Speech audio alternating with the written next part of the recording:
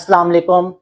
आज की इस वीडियो में मैं आपको दिखाऊंगा कि कैसे घर बैठे हुए एक बैलून से आप अपने लंग्स और सांस दोनों को बेहतर बना सकते हैं। अगर आपका शुमार उन लोगों में होता है जिनको सीढ़ियां चढ़ते हुए या फिर चलने फिरने पर काफ़ी ज़्यादा सांस फूल जाता है और रोज़मर्रा के काम करना मुश्किल हो जाता है, तो ये बैलून एक्सरसाइज आपके लिए परफेक्ट है। तो चलिए इस एक्सरसाइज को स्टार्ट करते हैं।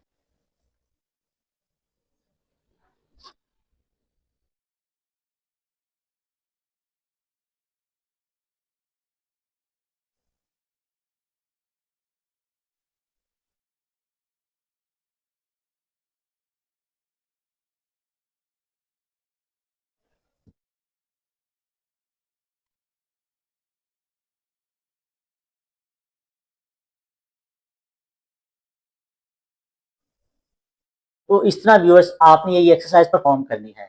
गुब्बारे को आपने अपने होंठ से अलग नहीं करना। जो भी आपने डीप ब्रीथ लेनी है वो नाक के जरिए ही लेनी है, माउथ के जरिए नहीं लेनी। और फिर उसी सांस को आहिस्ता आहिस्ता आपने गुब्बारे को फुलाने की कोशिश करनी है। अगर आप बिगिनर लेवल पे हैं तो आप पहले वीक में जितना कंफर्टेबली हो सकेगा ये एक्सरसाइज करेंगे। 3 दफ़ा, 4 ब्रीदिंग, 5 ब्रीदिंग, 6 ब्रीदिंग, जितना कि आप आसानी इसको कर सकें।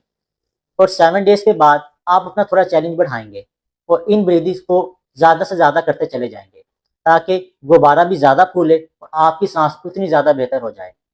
ये आपके लंग्स के मसल को, खास तौर पे डायफ्राम को ट्रेन करती है, जिससे सांस लेना काफ़ी ज़्यादा बेहतर हो जाता है। तो व्यूअर्स, ये एक्सरसाइज किन लोगों के लिए नहीं है? नंबर 1, अगर आपको रिसेंटली हार्ट अटैक हुआ है या फिर एंजियोप्लास्टी हुई है। नंबर 2, जिन लोगों का ब्लड प्रेशर काफ़ी ज़्यादा हाई रहता है और वो उसके लिए कोई मेडिसिन नहीं लेते। तीसरे, वो लोग जिनको एस्थमा या फिर सीओपीडी का इशू है। नंबर 4, जिनको हार्ट फेलियर का इशू है और 1 से 2 कदम चढ़ने पर ही या फिर बेड से उतरते वक्त ही उनका सांस बहुत ज़्यादा फूल जाता है। तो ये एक्सरसाइज उन लोगों के लिए बिल्कुल भी नहीं है। व्यूअर्स, अगर ये एक्सरसाइज करते हुए आपका सांस बहुत ज़्यादा फूलने लग जाए या फिर आपको चक्कर आने लग जाए या फिर आपके सीने पे दबाव पड़ने लग जाए, तो ये एक्सरसाइज आपने फ़ौरन रोक देनी है, इसको कंटिन्यू नहीं करना। व्यूअर्स, अगर आपको ये ब्रीदिंग एक्सरसाइज अच्छी लगी हो तो कमेंट में ज़रूर बताइएगा। वीडियो को लाइक करें और चैनल को सब्सक्राइब करें ताकि आपको मज़ीद हेल्थ रिलेटेड वीडियोस मिलती रहें। Take care.